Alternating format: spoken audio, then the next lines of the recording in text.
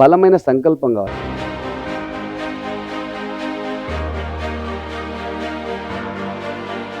కేసముద్రం మండల కాంగ్రెస్ పార్టీ అధ్యక్షునిగా బాధ్యతలు స్వీకరించిన సిల్వేరు సమ్మయ్య గౌడ్ మనతో ఉన్నారు. ముందుగా మా ఛానల్ తరఫున సమ్మయ్య గౌడ్కు కంగ్రాచులేషన్స్ అన్నగారు. నమస్తే. థ్యాంక్ యూ అన్న, థ్యాంక్ యూ వెరీ మచ్.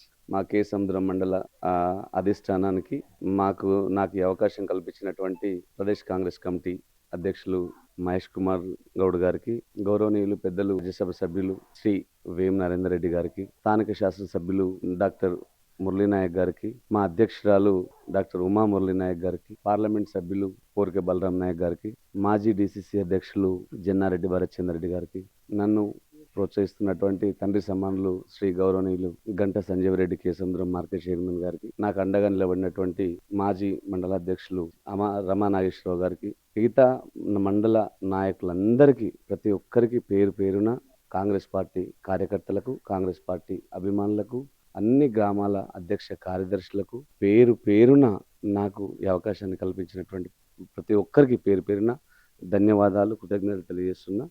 ప్రజాక్షేత్రంలో మీ వ్యూహం ఏంటి అసలు? ప్రజాక్షేత్రంలో పర్సనల్గా నా వ్యూహం ఏమీ లేదు. ప్రజాక్షేత్రంలో నరేందర్ రెడ్డి గారు తెచ్చే అభివృద్ధి కార్యక్రమాలు, సంక్షేమ పథకాలు, క్వాంటిటీ ఆఫ్ వర్క్స్, ఆయన తీసుకొచ్చే ఫండ్స్ ఏదైతే ఉందో దాన్ని నీతిగా నిజాయితీగా పెడదోన పట్టకుండా, దాన్ని వేరే వైపు మళ్లించకుండా క్వాలిటీగా ప్రజలకు అందించడమే మేము చేసే పెద్ద పని.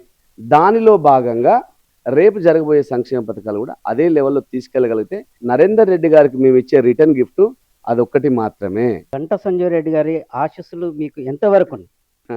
అట్లా కాదన్నా, గంట సంజీవ్ రెడ్డి గారి ఆశీర్వాదము నాకు కాదు, కాంగ్రెస్ పార్టీ ప్రతి కార్యకర్తకి సంజీవ్ రెడ్డి గారి ఆశీర్వాదం ఉంటుంది. కాంగ్రెస్ పార్టీ ప్రతి అభిమానికి సంజీవ్ రెడ్డి గారి ఆశీర్వాదం ఉంటుంది. కాంగ్రెస్ పార్టీ ప్రతి ప్రజాప్రతినిధికి సంజీవ్ రెడ్డి గారి ఆశీర్వాదం ఉంటుంది. కేసముద్రం మండలం నూతనంగా మున్సిపాలిటీ ఏర్పడక నుంచి జరిగిన అభివృద్ధిపై అసలు మీ అభిప్రాయం ఏంది? అసలు ఇంకెంత అభివృద్ధి కావాలి? అది కేసముద్రం మున్సిపాలిటీ మీద మీరైతే ఇక్కడ పుట్టిన బిడ్డలే కదన్నా, మీకైతే తెలుసు కదా. కేసముద్రం మున్సిపాలిటీ, కేసముద్రం ఉమ్మడి గ్రామ పంచాయతీ ఏదైతే ఉందో మహబాద్ నియోజకవర్గంలో అతిపెద్ద గ్రామ పంచాయతీ. దాదాపుగా 60,000 ఓట్లతోటి దాదాపు 33 గ్రామ పంచాయతీ, 40 గ్రామ పంచాయతీలతోటి విస్తరించున్న ఉమ్మడి కేసముద్రం. దీంట్లో మున్సిపాలిటీ కేసముద్రంని మున్సిపాలిటీ చేస్తాని గత 10-15 సంవత్సరాలుగా నాయకులు అందరూ ప్రస్తావించారు, చెప్పిండ్రు, చేసిండ్రా. నెంబర్ 1 చేసినాక ప్రభుత్వం వచ్చిన తర్వాత ప్రభుత్వము ఇచ్చిన ఏదైతే మేనిఫెస్టో ఇచ్చిన ప్రకారం రాగానే మున్సిపాలిటీ చేసింది. తర్వాత నెంబర్ 2, ఈ కేసముద్రం రాష్ట్రం లోపల కేసముద్రం గ్రెయిన్ మార్కెట్ రాష్ట్రంలోనే వన్ ఆఫ్ ద బెస్ట్ పేరున్న మార్కెట్. ఈ పేరున్న మార్కెట్ లో మీకు తెలుసు ఎంత ఇక్కడ వైశ్య బిడ్డలు వ్యాపారాన్ని నమ్ముకొని కొన్ని సంవత్సరాలుగా వాళ్ళ కింద ఉపాధి కల్పిస్తూ 100 మందిని వైశ్య బిడ్డలు వ్యాపారం చేస్తున్న సందర్భాల్లో కేసముద్రంని మంచి స్థాయికి తీసుకుపోయినారు. ఎన్ని మిల్లులు కాలిపోయినాయి మీకు తెలుసు కదా. ఎన్నిసార్లు ఎలిగేషన్స్ అయినాయి, ఎన్నిసార్లు మాకు ఫైర్ స్టేషన్ కావాలా, మమ్మల్ని కాదుకోండి అని ఎన్నిసార్లు మొరపెట్టుకున్నా ఇన్ని దాదాపు 60 సంవత్సరాల నుంచి. ఇప్పుడు అంతకుముందున్న 20 సంవత్సరాలు, తర్వాత మాలోత్ కవిత గారు 5 సంవత్సరాలు చేసినారు, బండి పుల్లయ్య గారు 5 సంవత్సరాలు చేసినారు, శంకర్ నాయక్ గారు 10 సంవత్సరాలు చేసినారు. ఎక్కడైనా అప్పుడు నరేందర్ రెడ్డి గారు 5 సంవత్సరాలు చేశారు. ప్రభుత్వం లేదు, అప్పుడు వైఎస్ఆర్ ప్రభుత్వం ఉంది. ఇన్ని సంవత్సరాలు చేశారు. ఎవరన్నా తీసుకొచ్చినారా? నేను అనేది ఏంటంటే సంకల్పం కావాలి, బలమైన సంకల్పం కావాలి. ఇలా కేసముద్రం మార్కెట్ దృష్టిలో పెట్టుకొని ఫైర్ స్టేషన్ తెచ్చినారు. ఇక్కడ బిడ్డలు బయటికి పోకుండా ఐటీఐ కాలేజ్ తెచ్చిండ్రు, ఇక్కడ బిడ్డలు బయటికి పోకుండా డిగ్రీ కాలేజ్ తెచ్చిండ్రు, ఇక్కడ బిడ్డలు బయటికి పోకుండా పాలిటెక్నిక్ కాలేజ్ తెచ్చిండ్రు. ఇక్కడ మళ్ళీ దాదాపు 50-60 కోట్లతోటి బస్ స్టాండ్ పునర్నిర్మాణం చేస్తున్నారు. ఇక్కడ గ్రెయిన్ మార్కెట్ మెరుగైన మార్కెట్ ని మళ్ళీ డెవలప్ చేస్తున్నారు. తర్వాత మున్సిపాలిటీ బిల్డింగ్ కట్టించిండ్రు. తర్వాత హాస్పిటల్ నియోజకవర్గం జిల్లాలోనే అతిపెద్ద హాస్పిటల్. ఇవాళ జిల్లాలో 50 పడకల గది ఎక్కడ నియోజకవర్గ స్థాయిలో ఉండాల్సిన హాస్పిటల్ని ఇక్కడ తీసుకొచ్చి ఇక్కడ ఈ కేసముద్రంలో పెట్టారు. ఇదంతా ప్రజా సంక్షేమం కాదా? నేనేమంటున్నా అంటే ఒక నాయకుడికి మనసున్నోడు నాయకుడు కావాలన్నా. మనసున్నోడు నాయకుడైతే ప్రజల పట్ల ప్రేమ ఉంటుంది, ప్రజా సంక్షేమం పట్ల ప్రేమ ఉంటుంది, గ్రామం పట్ల ప్రేమ ఉంటుంది, ప్రజల పట్ల ఒక అకుంఠిత ఒక భావన. అంటే మా ఏరియాని ఆయనకున్న ఒకే ఒక్కటి, నరేందర్ రెడ్డి గారికి ఒకే ఉన్న బలమైన సంకల్పం ఏంటంటే, ఆ రోజు 2004లో వారు ఎమ్మెల్యేగా ఉన్నారు, అధికారంలో వారు లేరు. అప్పుడు దానికి ఆయన కాంగ్రెస్ ప్రభుత్వం ఉన్నది. అప్పుడు ఆయన ఏంది, మనం ప్రతిపక్షంలో ఉన్నాం. ప్రతిపక్షంలో ఉన్న ప్రతి నాయకుడు కూడా ప్రజల కోసం కొట్లాడాలే తప్ప దిగజారిపోయి కాళ్ళ దగ్గరికి పోద్దనేది ఒక మనస్తత్వం ఉన్న, ఒక మనసున్న నాయకుడు కాబట్టి ఇవాళ ప్రభుత్వం ఉన్నది, మనకు ముఖ్యమంత్రి ఉన్నారు అనే ఉద్దేశంతో ఇప్పుడు నేను చేసిన ఇవాళ మున్సిపాలిటీ పరిధిలో ఇది బైపాస్ 4 రోడ్ల విస్తరణ, ప్రతి చోట కూడా రోడ్ల విస్తరణ కార్యక్రమం జరుగుతుంది. కాబట్టి ఆయన దగ్గర దాదాపు 500 కోట్ల, 550, 560 కోట్ల ఆ పనులు ఓన్లీ మున్సిపాలిటీ మీద పెడితే ఇవాళ ఐటీఐ కాలేజ్ ఎంత బ్రహ్మాండంగా అమీనాపురంలో మీరు చూడండి ఒకసారి. పాలిటెక్నిక్ కాలేజ్ మీరు చూడండి ఒకసారి. డిగ్రీ కాలేజ్ మీకు ఆ పాలిటెక్నిక్ కాలేజ్ అన్న మీకు ఒకనొక సందర్భంలో నాకు మా పెద్దాయన చెప్పలేదు.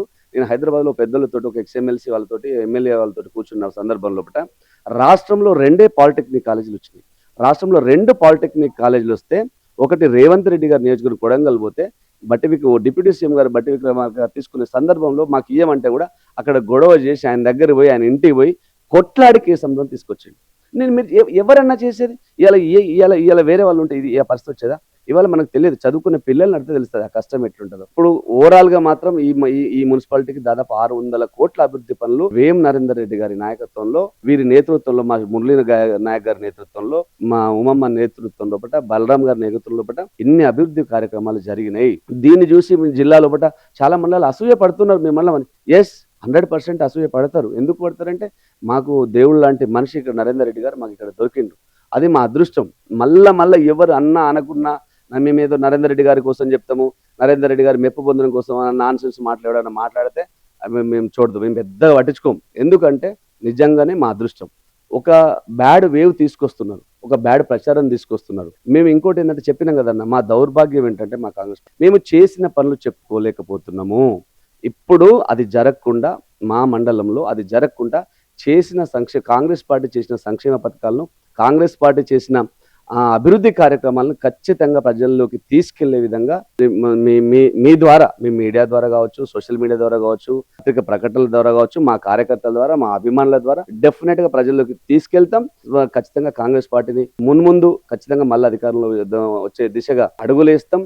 మీరు చూడండి అన్న, దాదాపు ఇప్పుడు నా జ్ఞానం వచ్చిన కాడ నుంచి, మేము బండి పుల్లయ్య గారు ఎమ్మెల్యే ఉన్నప్పుడు నాకు జ్ఞానం వచ్చి నేను ఓటు కోసం బయటకు వచ్చి ఇన్నేళ్ల లోపల అభివృద్ధి జరిగిన కార్యక్రమాలు R&B కావచ్చు, పంచాయతీరాజ్ కావచ్చు, గ్రామాలకు సంబంధించిన ఏ డిపార్ట్మెంట్ అన్నా ఇరిగేషన్ కావచ్చు, వాట్ ఎవర్ ఏదైనా తీసుకుందాం. ఇవాళ అర్పనపల్లిలో ఒక వర్షాకాలంలో ఎన్ని రోజులు దారి బంద్ అవుతుందో మీకు తెలియదా అన్న? మీకు తెలియదా చెప్పండి? ఓ దారి ఇవాళ పోయి చూడండి, ఇక అక్కడ మరో సీతారామ ప్రాజెక్టు కనిపిస్తాను. ఇవన్నీ ఇవాళ తెలియదన్న, రేపు జరిగినప్పుడు తెలుస్తూ ఉంటుంది. కాబట్టి మేము వాళ్ళెవరో వీళ్ళెవరో మాట్లాడతారని, ఇగో పొలిటికల్గా అన్ఎంప్లాయ్మెంట్ ఉన్న వాళ్ళు 100 మాట్లాడతారన్న. మేము దాని గురించి పెద్ద పట్టించుకోం. కానీ మాకు ఉద్యోగం ఉన్నది, ఉద్యోగ బాధ్యత ఉన్నది. దీన్ని మేము 100% సక్రమంగా నిర్వర్తిస్తాము, వారిని పేరుని కాపాడుతాము. ఇంకా 1000 కోట్ల రూపాయలు ఈ కేసముద్రంకి, మహబూబాబాద్ జిల్లాకి, ఉమ్మడి జిల్లాకి తీసుకొచ్చే కార్యక్రమం జరుగుతున్నాయి.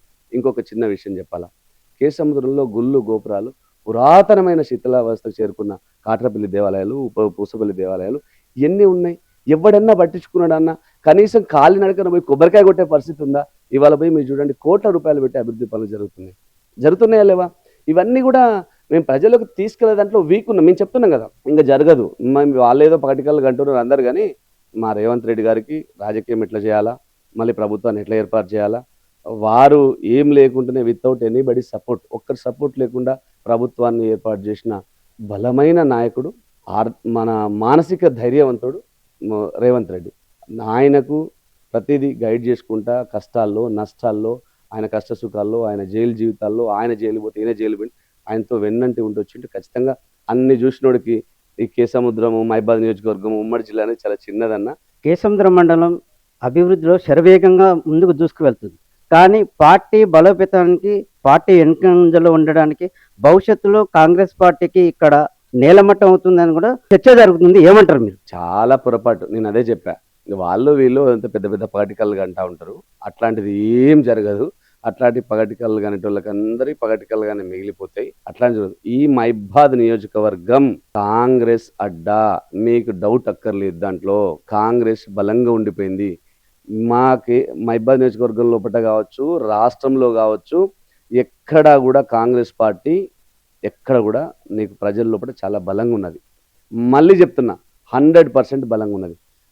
గత ప్రభుత్వాలు చేసి అప్పుల ఊబిలో ఈ రాష్ట్రాన్ని ఉంచినందుకు మాత్రమే కొన్ని కొంచెం లేట్ అయినా కూడా చేసుకుంటూ వస్తుంది. కొన్ని పనులు లేట్ అవుతుండొచ్చు, కానీ పని చేయడం పక్క. కాంగ్రెస్ ప్రభుత్వం అంటే ప్రజల పార్టీ అండి, అట్టడుగు బడుగు బలహీన వర్గాల పార్టీ. కాంగ్రెస్ పార్టీ అంటే బీదోడికి ఇల్లు ఇచ్చే పార్టీ. కాంగ్రెస్ పార్టీ అంటే బీదోడికి పెన్షన్ ఇచ్చిన పార్టీ. కాంగ్రెస్ పార్టీ అంటే బడుగు బలహీన వర్గాలకు భూమి ఇచ్చిన పార్టీ. గరీబ్కి హఠావో నినాదం తీసుకొని తినడానికి తిండి, కట్టుకోవడానికి బట్ట, ఉండడానికి ఇల్లు ఇచ్చిన పార్టీ కాంగ్రెస్ పార్టీ. కాంగ్రెస్ పార్టీని వాళ్ళెవరో వీళ్ళెవరో అంటే ఇంకా అంత సీన్ లేదులే. కానీ కాంగ్రెస్ పార్టీని లోకల్లో మా సంజీవ్ రెడ్డి గారి మాట కాదని ఎవరన్నా ఏదన్నా చేస్తున్నారా? ఎక్కడన్నా అలిగేషన్స్ అవుతున్నాయా? అట్లాంటివి లేదండి. అదంతా అబద్ధం. ఇప్పుడు ఇంకోటి, మా మురళీ నాయక్ గారు ఉత్తముడు అండి పాపం. ఆయనకు అసలు అసలు ఎక్కడ ఎవరి జోలికి పోడు. మా డిసిసి అధ్యక్షురాలు కూడా ఉత్తమురాలు కాబట్టి, అలిగేషన్స్ పోరు కాబట్టే డిసిసి ప్రెసిడెంట్ చేసినారు. భరచందర్ రెడ్డి గారి గురించి మీకు తెలుసు, ఆయనకు ఎంత మంచి పేరు ఉంది ఈ నియోజకవర్గంలో. వాళ్ళ నాన్న 5 సార్లు ఎమ్మెల్యే చేసినారు. అలాంటి వాళ్ళు ఇలా ఎక్కడైనా ఎలిగేషన్ జరిగినాయా? ఇప్పుడు ఇన్ని కమిటీలు జరిగినాయి, ఎక్కడైనా ఏదైనా జరిగిందా? లేదండి. ఇప్పుడు నేనున్నా, నాదేముంటదండి?